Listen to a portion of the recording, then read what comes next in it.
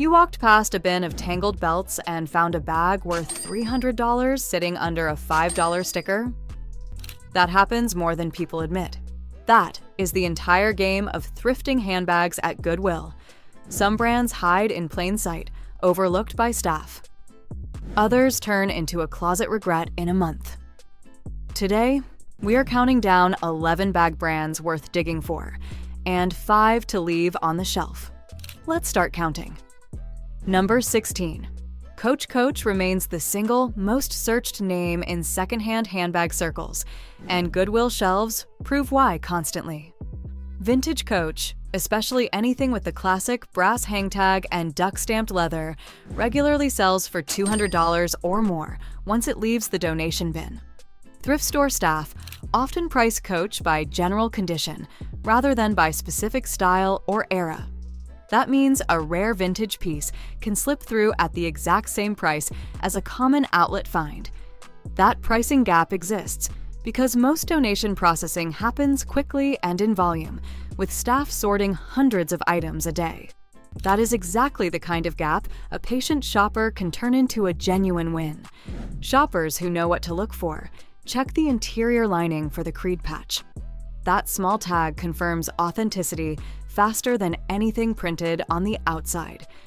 A cracked leather patch with a serial number is the detail counterfeiters get wrong most often. Learning to read it is worth more than any app. There is also a texture test worth knowing before you commit to buying.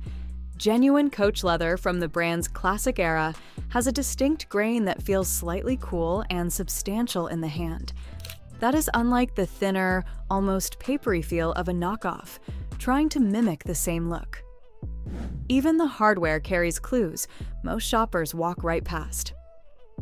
Authentic vintage Coach hardware typically has real weight to it, with a solid, almost dense feel. Lighter, hollow-cast counterfeit hardware simply cannot replicate that, no matter how convincing the finish looks under store lighting. Number 15 sits right behind Coach in search volume, and the reason has everything to do with color. Number 15. Kate Spade. Kate Spade bags jump off a shelf the moment you spot that signature Spade logo stitched into the lining. The brand built its reputation on playful colors and clean structure. That means even a decade-old bag can look nearly current if the hardware has not tarnished. Thrifters specifically hunt for the nylon crossbody styles from the early 2000s. Those pieces have quietly become collectible among people who grew up watching the brand's earliest campaigns. Those early nylon styles also happen to be some of the most durable pieces the brand ever made. The lightweight material resists the cracking and sagging that eventually catches up with heavier leather bags carried daily for years.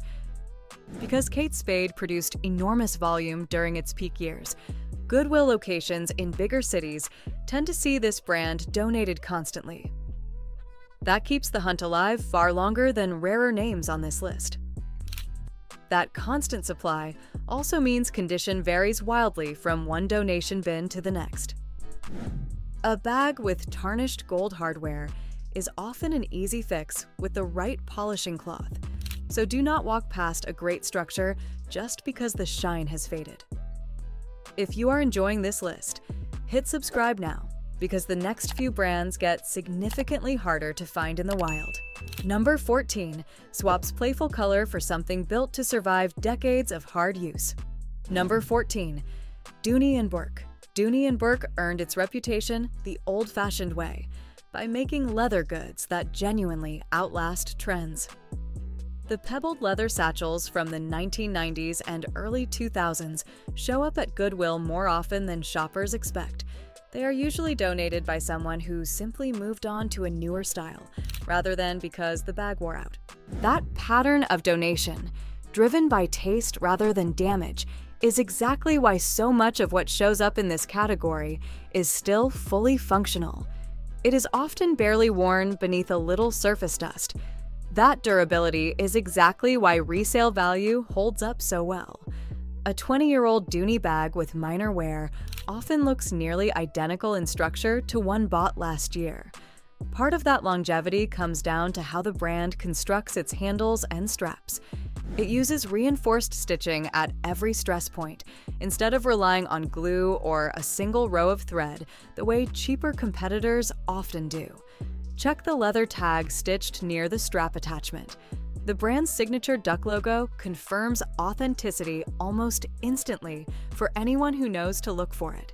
It helps to inspect the base of the bag, too.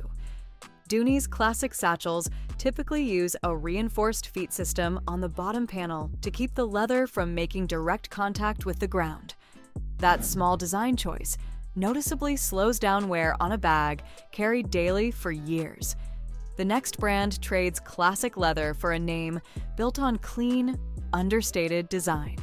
Number 13. Fossil bags rarely get the same spotlight as flashier names, which is exactly why they are still findable at Goodwill in solid condition. The brand built a loyal following through simple, well-constructed leather crossbody and satchel styles that were never meant to scream for attention. That approach to design has aged particularly well. A style built around clean lines, rather than a specific trend, rarely looks dated the way a heavily branded or logo-driven bag from the same era often does. That quiet design actually works in a thrifter's favor. Fewer shoppers are specifically hunting for Fossil, leaving more inventory for anyone who knows the brand's reputation for genuine leather at a mid-range price point. Because Fossil rarely chased fast-moving trends, older styles still look surprisingly current. That means you are not stuck with something that instantly reads as outdated the moment you carry it out the door. Check the zipper pulls for the embossed Fossil key logo. That small detail has stayed consistent across decades of production. Interior organization is another detail worth noticing while inspecting a potential find. Fossil's mid-range styles frequently include multiple card slots and a zippered pocket built directly into the lining. That level of functional design is one budget competitors at the same price point rarely bothered including. Number 12. Moves from understated leather to a name built entirely around personality. Number 12. Vera Bradley. Vera Bradley built an entire identity around quilted cotton prints. That same identity makes the brand instantly recognizable from across a donation aisle. Older, retired prints are where the real hunting happens. Collectors specifically track down discontinued patterns that the brand will never produce again. Some print communities online maintain detailed timelines, tracking exactly when each pattern was introduced and retired. That turns what looks like a simple quilted bag into something closer to a small, dated artifact for the right buyer. A bag in a beloved retired print can sell for significantly more online than its current season equivalent. That is purely because of scarcity rather than material cost. That scarcity effect has created an entire secondary market of collectors trading want lists for prints discontinued years or even decades ago. A bag donated for practical reasons can end up worth far more than the person giving it away ever realized. Check the care tag sewn into the lining. It typically lists a pattern name that collectors use to identify and date the piece. Condition matters more with cotton than it does with leather. Gently check high friction points like the corners and the bottom seam for thinning fabric. A beloved retired print in worn-through condition sells for a fraction of the same pattern found in excellent shape. Number 11 shifts from quilted cotton to a name known for effortless, expensive-looking simplicity. Number 11. Tory Burch. Tory Burch bags carry a quiet luxury look that punches well above their actual thrift price. This is especially true of the structured tote and saddlebag styles from the brand's earlier collections. The double T logo hardware is instantly recognizable. Thrifters say spotting that gold medallion from a few feet away has become second nature after enough successful hunts. That instant recognition also means competition for this brand specifically has grown at Goodwill locations near major cities. Shoppers who want the best odds often check smaller, less visited store locations where fewer resellers are actively browsing the same shelves. Structured styles from this brand also tend to hold their shape remarkably well over time. The reinforced base panel resists the sagging and slouching that eventually ruins softer, unstructured totes from other labels. Because the brand sits at a higher price point new, secondhand shoppers often find dramatically discounted pieces. Those pieces still carry real resale value once cleaned up and reconditioned. A light leather conditioner applied to the base and handles can restore a surprising amount of shine to a piece that looks dull under thrift store lighting. That often makes the difference between a bag that gets passed over and one that gets scooped up within minutes of being displayed. Even a small amount of restoration effort can shift a bag from something a shopper hesitates over to something they carry home the same day. That is exactly why the willingness to do a little cleanup at home separates casual browsers from serious thrifters.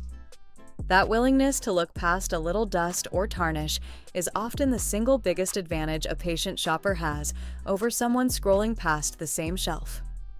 The next number takes the hunt in a completely different direction, toward a name most people associate with mall stores, rather than thrift finds. Number 10. Michael Kors. Michael Kors produced such enormous volume during the brand's peak popularity that Goodwill bins nationwide are still absorbing that inventory more than a decade later. That volume works entirely in a thrifter's favor. The sheer quantity donated keeps prices low even as demand for specific styles stays strong. The sheer scale of production during that era means certain colorways and hardware finishes have become genuinely harder to find than shoppers expect. That turns what looks like an oversaturated brand into a surprisingly deep hunting ground for specific, more limited releases. Saffiano leather styles hold up especially well over time. They resist scratches and water spots in a way that softer leather simply cannot match. That scratch resistance comes from the crosshatch texture pressed into the leather during production. It distributes surface wear evenly instead of letting a single scuff stand out the way it would on smooth, unprotected leather. Check the interior tag for a style number. Matching that number online instantly reveals the bag's original retail price and helps confirm it is not a counterfeit. That style number search takes less than a minute on a phone. It often reveals whether a specific bag belonged to a limited collection or a special collaboration, details that can shift the resale value significantly higher than expected. Even without pulling out a phone in the store, a quick mental note of the style number is enough to research later. A promising find never has to be skipped just because you could not verify it on the spot.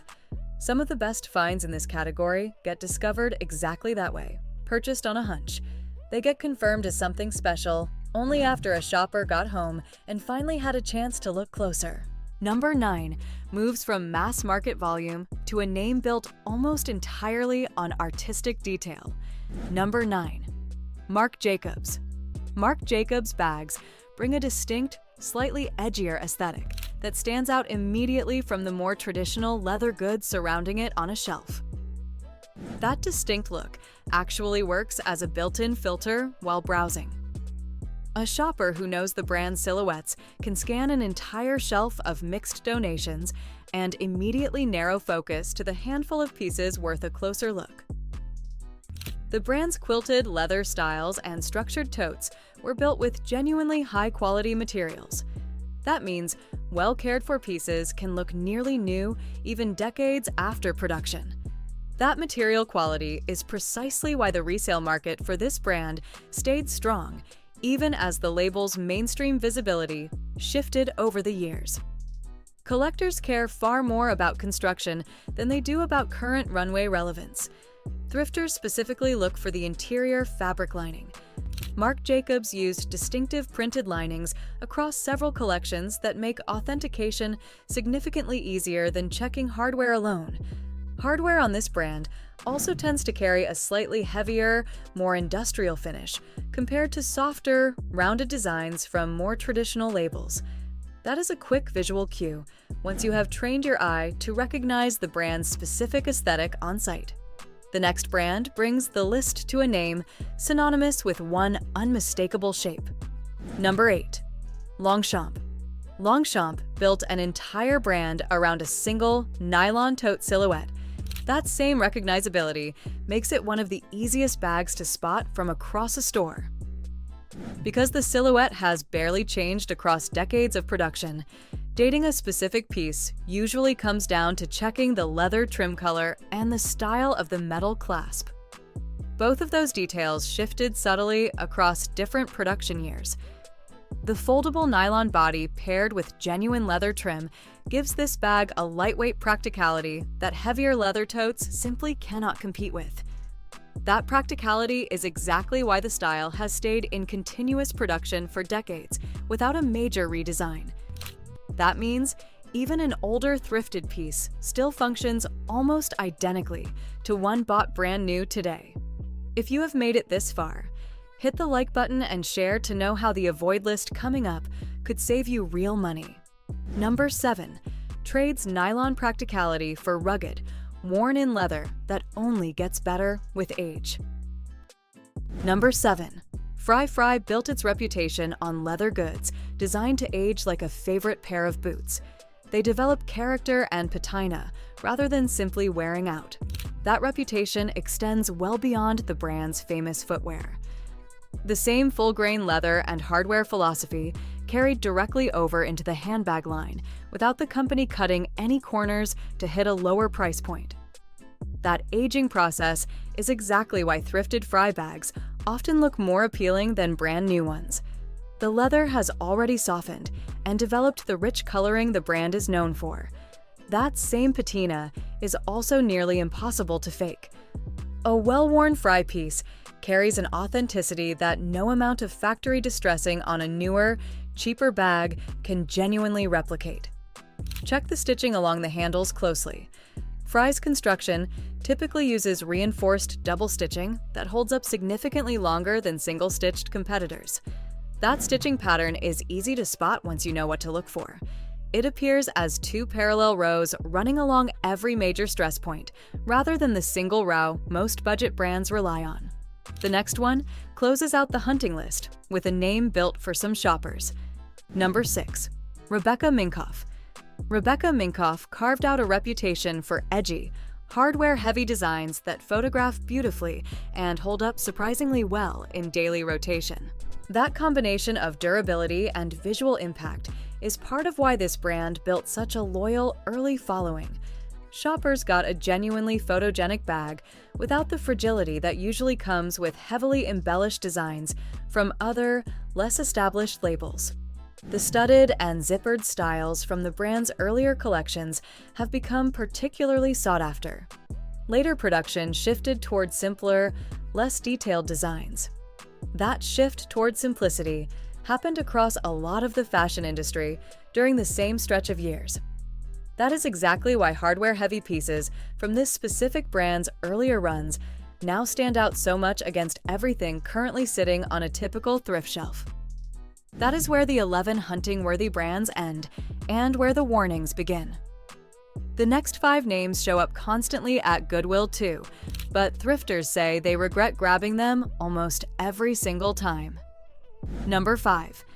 9 West Faux Leather Totes. This one looks like a steal on the shelf and starts falling apart within weeks of regular use. 9 West's budget line totes relied heavily on a bonded faux leather that thrifters have nicknamed pleather rot. That coating cracks and flakes as it ages regardless of how gently the bag was actually treated, because that damage develops from the material itself breaking down over time. Even a bag that looks flawless on the shelf can already be in the early stages of that same decay. The chemical process behind this breakdown involves the polyurethane coating, losing its plasticizers over years of storage. The damage is baked into the material from the day it was manufactured rather than caused by how the previous owner treated it. That is worth remembering the next time a shiny, seemingly untouched version shows up on a shelf. A bag sitting unused in a closet for years can actually be in worse shape underneath than one that saw regular, gentle use. Gently flex a hidden seam before buying. If you notice any stiffness or fine cracking in the coating, put it back. Number 4. Swaps peeling coating for hardware that fails even faster. Number 4. Rosetti handbags. Rosetti bags flood thrift shelves constantly. The sheer volume alone should tell you something about how long people typically keep them. The zippers and clasp hardware on this brand's budget styles tend to corrode or seize up within a year or two. That turns a functional bag into one that will not properly close. That hardware failure is rarely random. Budget manufacturing often uses a thin metal alloy coating that wears through quickly with regular friction. It exposes a base metal underneath that oxidizes far faster than the plated finish it was meant to protect. Test every zipper pull and clasp directly in the store. Hardware that already feels stiff or gritty is only going to get worse with time, not better. A quick wiggle test on the zipper track itself can also reveal wear that is not obvious just from opening and closing the bag once. A track that feels loose or slightly misaligned tends to fail completely within just a few more uses. Number 3. Moves from branded disappointment to something with no brand accountability at all. Number 3. Unbranded vegan leather. Fast fashion totes.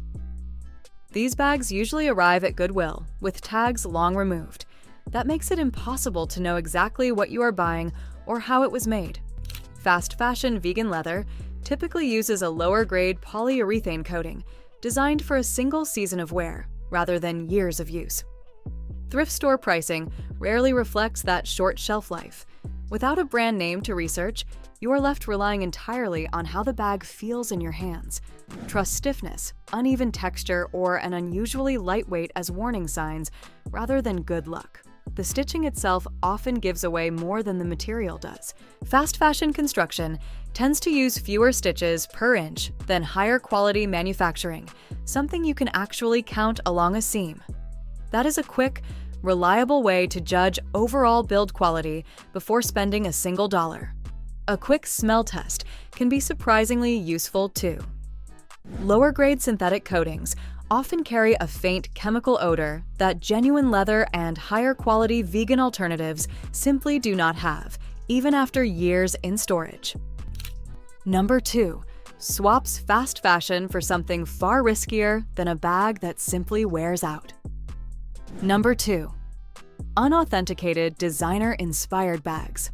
This category covers bags stamped with logos that closely resemble major designer brands without ever being licensed to use them.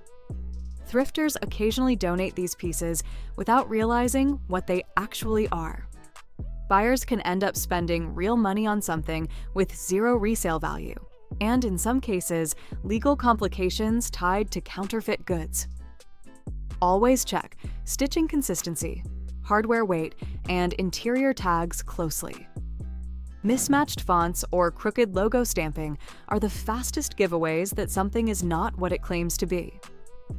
Counterfeiters also tend to cut corners on details that are expensive to replicate correctly, like the weight of the hardware or the precise spacing between stitches.